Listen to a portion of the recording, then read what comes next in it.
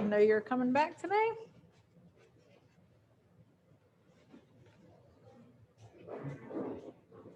Hi, Ian.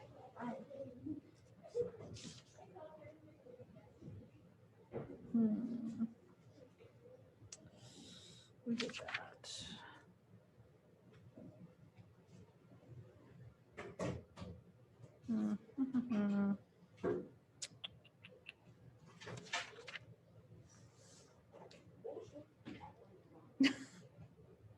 Hi.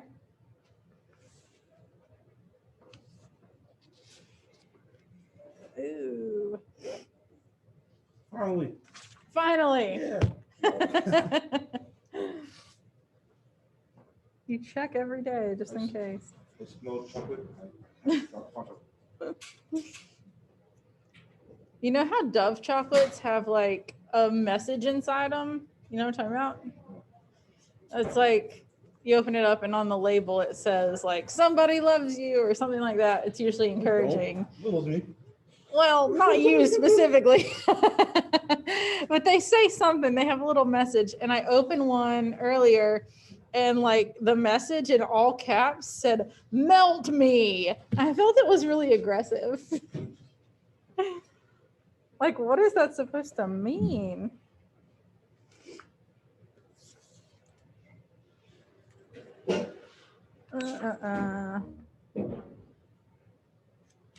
I can mess with this later, but while we're waiting on some people to get in the Zoom call. Ooh,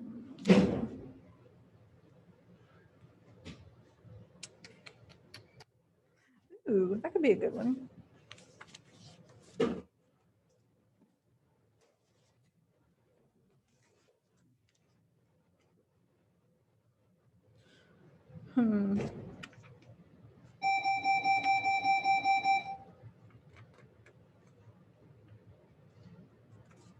Oh, that's kind of long. Never mind.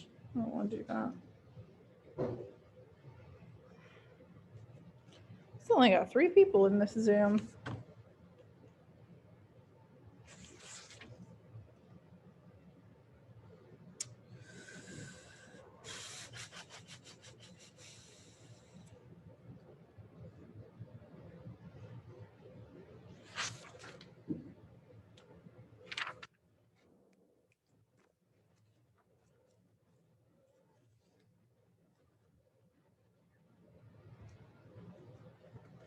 How's everybody's weekend? Good. Good. Nate had a sleepy weekend, looks like.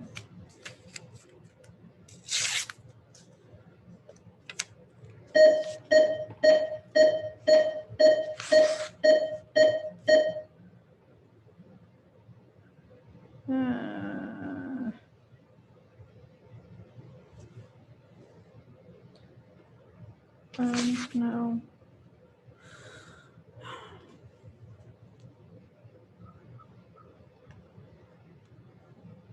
That sounds good.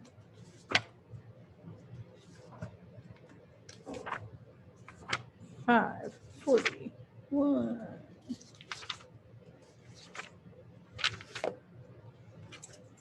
All right.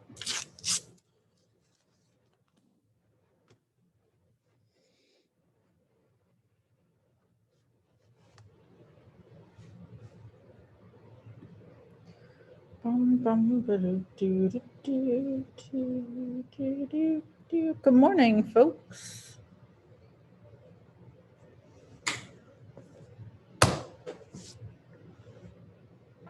Good morning. How's everybody's weekend? Nice. Let's see, who have we got and who are we missing?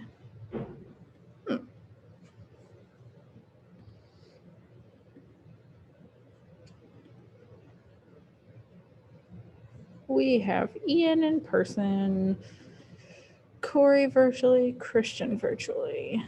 No Brendan. No Hayward. Troy in person, of course. Eli virtually. Nate in person. Chip. No Chip. That's weird because he signed in really early, but he's not here now. Just as soon as I said it, he comes in. There he is. Virtual. Sterling virtual and on Darius virtual. So we are just missing Brendan and Hayward.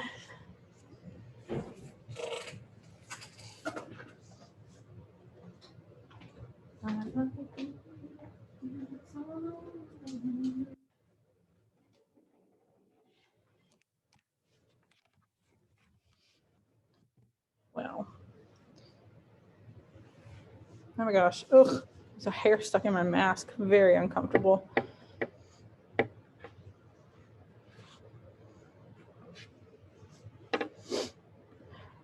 Okay. So I told you guys I was working a little bit on trying to come up with like a weekly schedule. And while I don't have one exactly, I have kind of determined that Tuesdays and Thursdays are going to be the days that we read together in class. And you will have some reading on your own to do in between those days, either like that's what you'll do on Wednesdays, or you might have between Thursday and Tuesday to do it. But also remember what I said about how SparkNotes is your friend, because I am totally aware that this is a tough book to get through. I think it's worth it in the end. I still do want to like publish my own version of it where I just simplify it a lot without being like juvenile. Because I'm sure there's like a for young readers kind of version, but we're not young readers. We're normal readers. What? What? I am not calling you dumb. I'm specifically saying that you're not dumb. If I were saying you were dumb, I would say you should use the young readers version, but I don't think we need the young readers version. The things that you say and do are so strange. But we're working with what we have. It is the most important work of Gothic literature, which is one of the reasons we do it. It is kind of widely recognized as being the first science fiction book, which is another reason we do it. And we'll kind of get into a little bit more of that next week. Chapters 3 through 5 are really where we come with me. Really where we see him like start making the creature. So that's important. And we'll get through that this week. Also, while I'm here, don't come to school Monday, 2/22. That's next Monday. We didn't come yesterday. We're not coming next week. It is e-learning though, which means you will have work to do. You'll have work posted, but you just will not meet on Zoom. And again, I will remind you that your capstone projects are due February 25th. Oh, what's that? Only one day before Miss McClellan's birthday? That's right. Easy to remember. Okay. Before we start reading today, the other thing that I wanted to bring up was that your travel brochures were due yesterday, and not everyone turned them in. I think I got like... I know I turned mine in kind of late. If you turned it in before I woke up today, then you're okay. If I have something due like 11:59, if you turn it in at like 12:30, I'm not going to count it late because certainly I'm not going to start grading it before then. But I'm bringing that up because, hang on, I'll get to these individual chats in just a second. We have our new, oh, here's Brendan. Let's bring him in here while we're talking about this. Let me fix your attendance. There he is. I'm bringing this up because we are starting our new late work policy now. which is good for you guys because previously with my late work policy, if you turned it in today instead of yesterday, you'd automatically get 50% off. Harsh, but that's to be expected. You're seniors now. However, with our new late work policy, if you turn it in today and you get an awesome job, you do an awesome job on it, you can still get a 90. So that's pretty great. And I see in the chat that some people are like, I need more time, that kind of thing. And that's okay, but you need to tell me that you need more time before the day it's due. I'm always willing to work with you guys, and like if stuff is getting in the way or if you need more clarification, you can totally ask me and I am likely to give you extra time. But if it's late and you're like, oh, I need more time, well, you should have told me before. But that being said, like I said, if you turn it in today and you do a great job, you can still get a 90. And I also want to reiterate that it is so much better to turn it in late and get some credit than just forget about it. Like, you guys don't see the way that the grade book is set up, but honestly, having even like a 40 instead of a 0 it really affects your grades so much. And you trust me, you would rather have a 40 than a 0. I know that's still not a passing grade, but given all of your other grades, which right now you don't have other grades, but you will, a 40 will drag you down a lot less than a 0 will. Let me check. Which is a big part of why I hate this grading system, is how much 100 doesn't do jack and a 0 kills you. A 0 kills you, yeah. Well, if it's on, it also depends on like the weight of different grades. So like if you got a 0 on a project, that would kill you. If you like didn't do like a discussion post or some homework grade one day, that wouldn't kill you, particularly if you're doing all the rest of it. Those grades don't count as heavily. But if you're not doing like essays and projects and stuff, that'll kill you. Okay, let me get to these individual chats.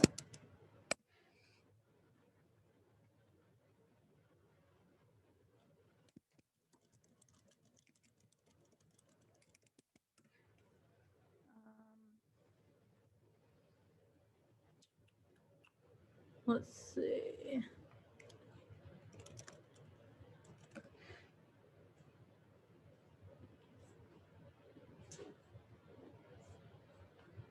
I'm checking for those of you who are asking.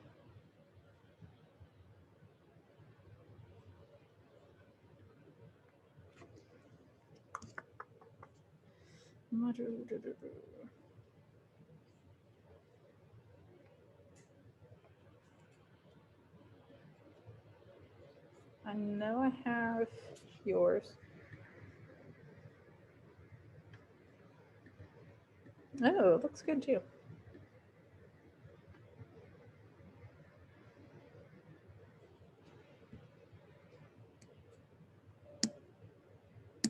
Okay.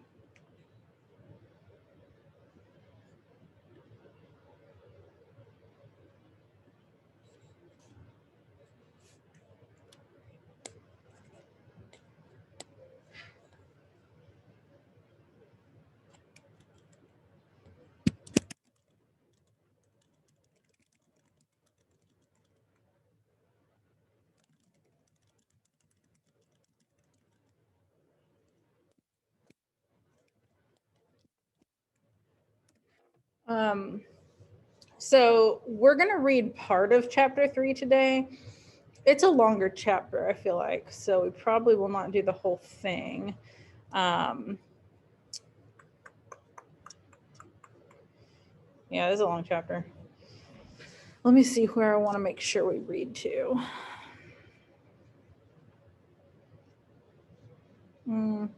Okay, I found a good spot. And hopefully at the end of class, I can give you guys a bit of time to work on that if you haven't gotten it turned in. And if you have, you just get to hang out. take a nap like our friend Nate's doing.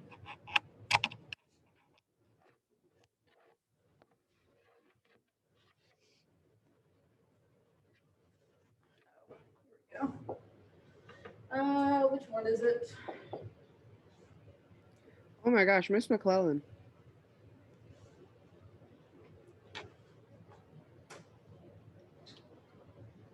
I hate plugging this in though because it slows down my computer so much.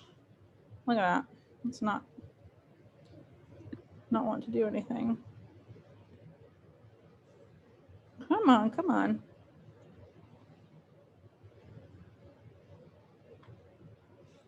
Sorry, folks. I'm getting the spinning beach ball. Okay. I'm going to share my screen with you guys.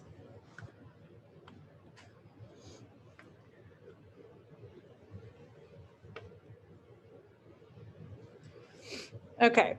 Like I said, we're not going to read all of chapter 3, but you are going to have some reading to do between here and Thursday.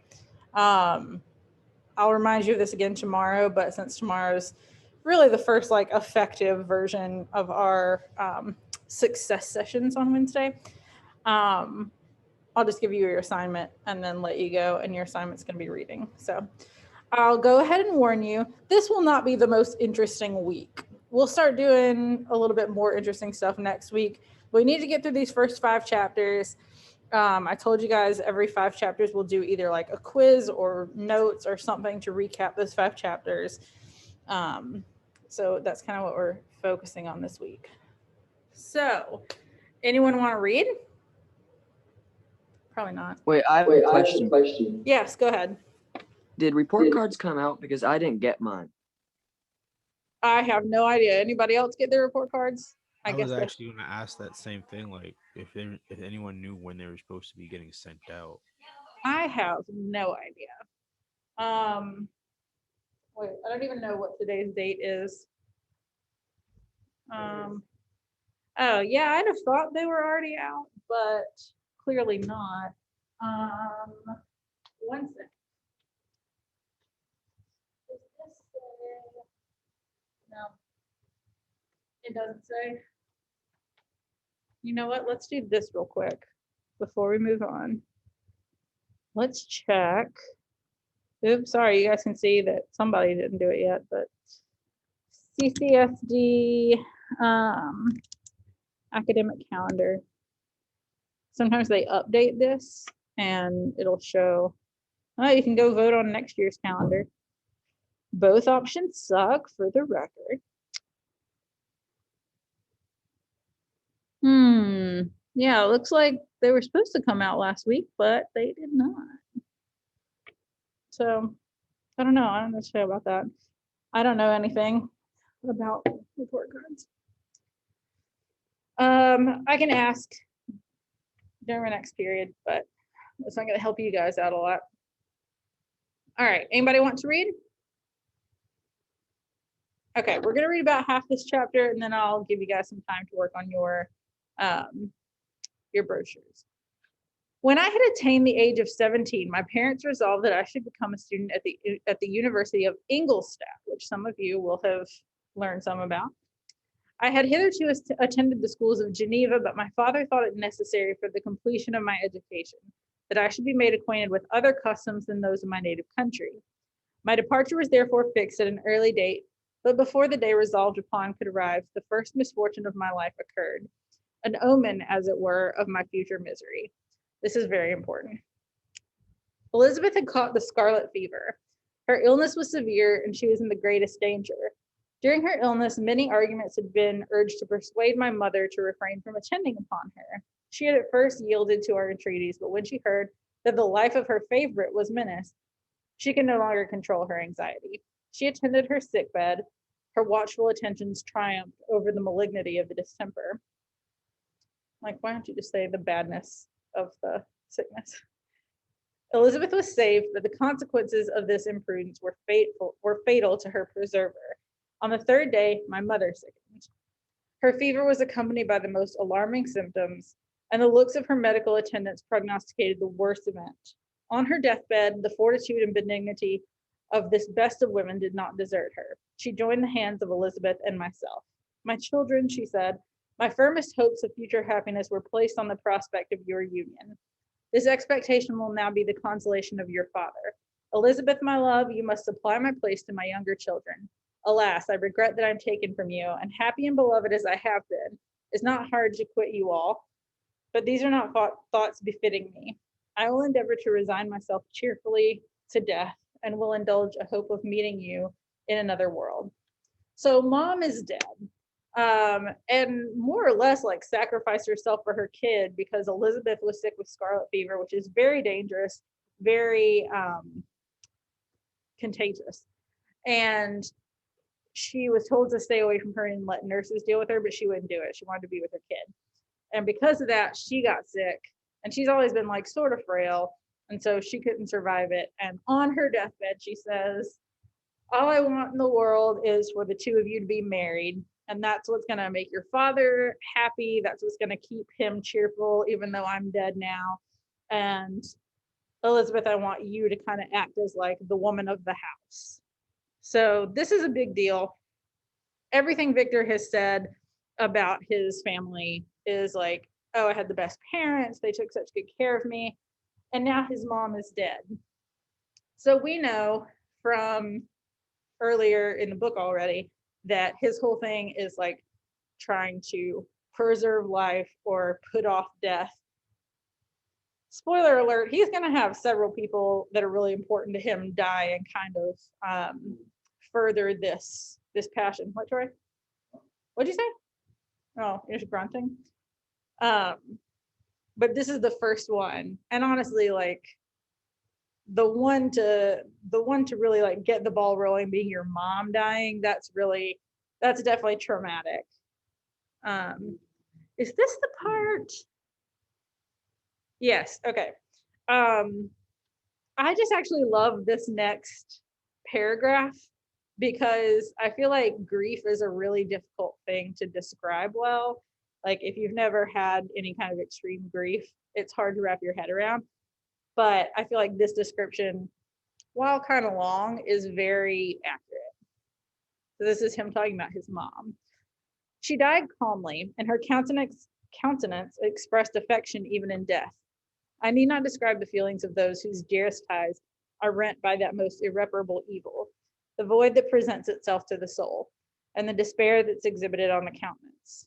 It's so long before the mind can persuade itself that she whom we saw every day, and whose very existence appeared a part of our own, can have departed forever, that the brightness of a beloved eye can have been extinguished, and the sound of a voice so familiar and dear to the ear can be hushed, never more to be heard. These are the reflections of the first days, but when the lapse of time proves the reality of the evil, then the actual bitterness of grief commences. Yet from whom has not that rude hand rent away some dear connection? And why should I describe a sorrow which all have felt and must feel?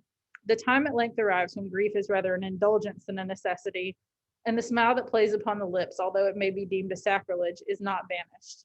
My mother was dead, but we still had duties which we ought to perform.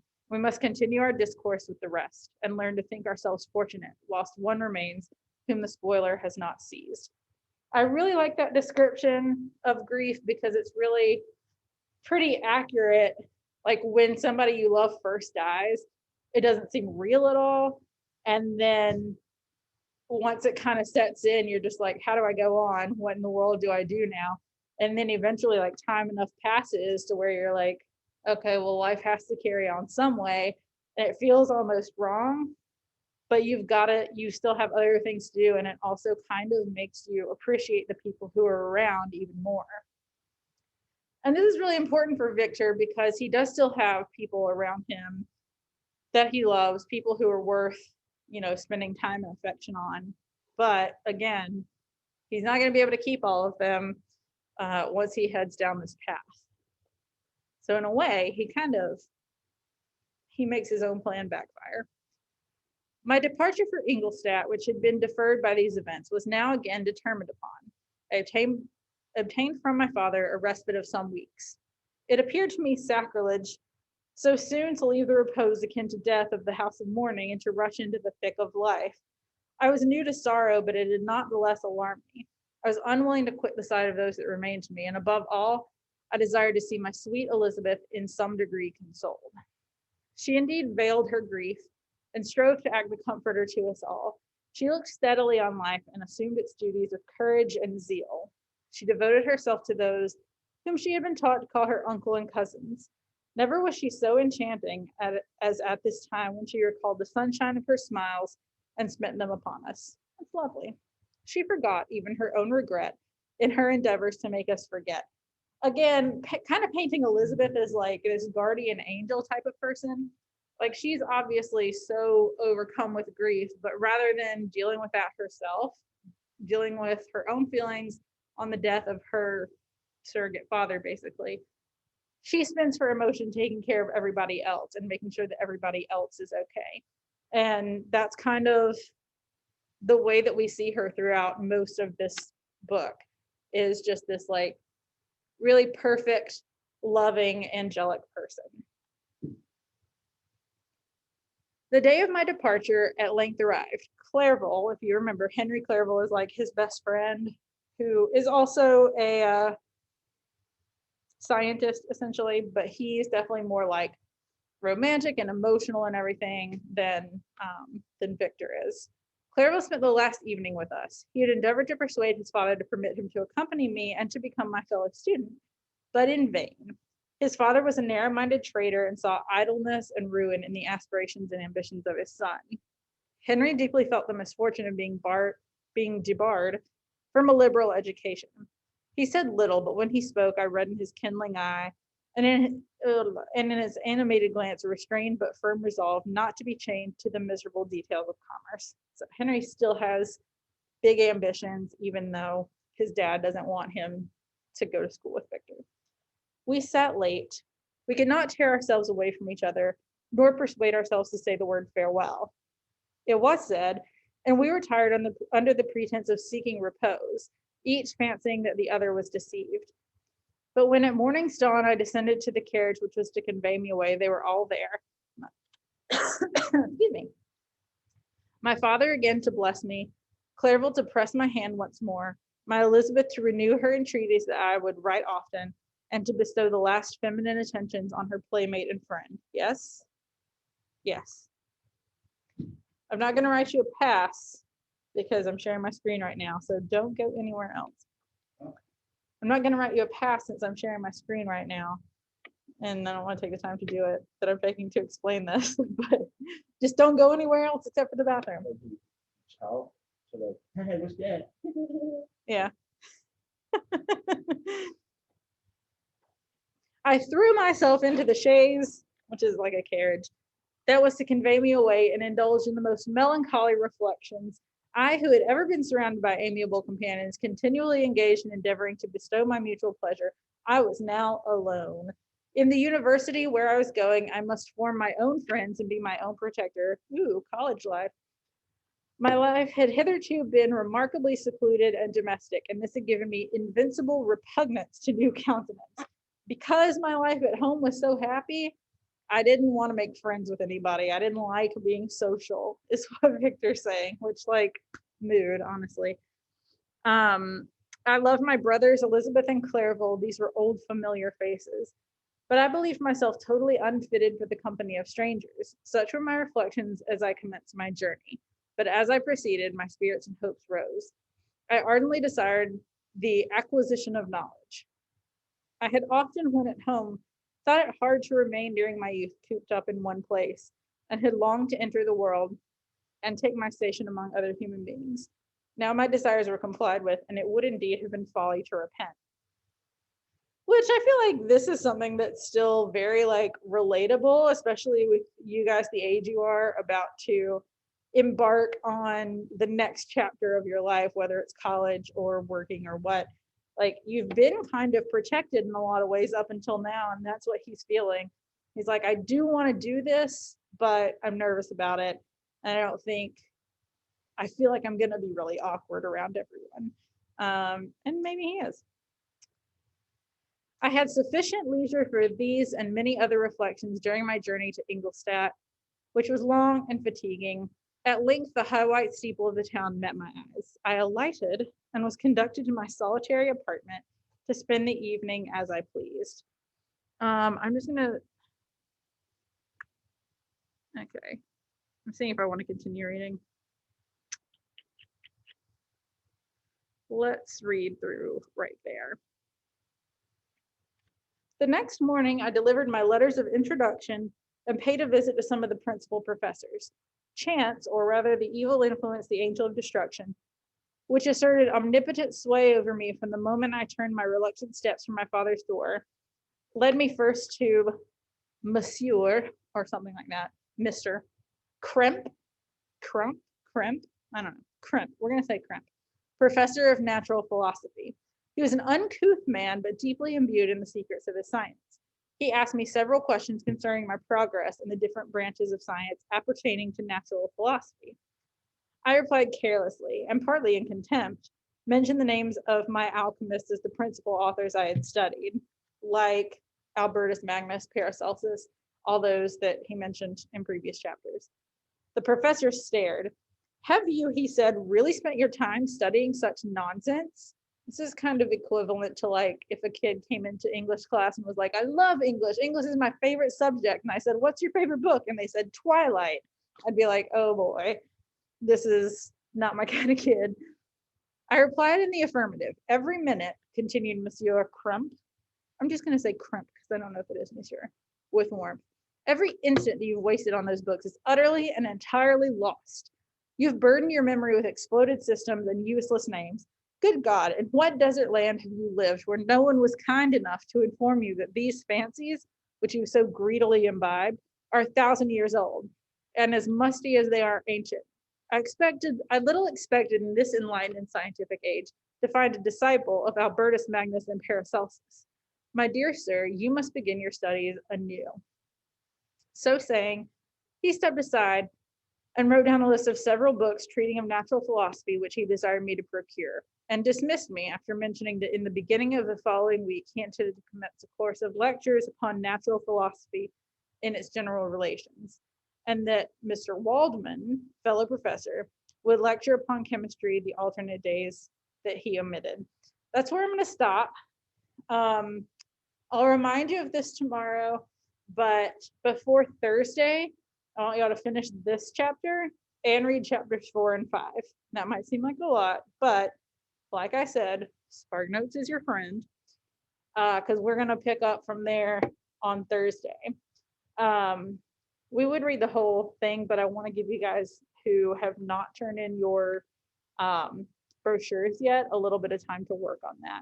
So if you have not turned in your brochures, we have 20 minutes left. I want you to spend the time working on that and get it turned in as quickly as you can so that you can get as many points as you can.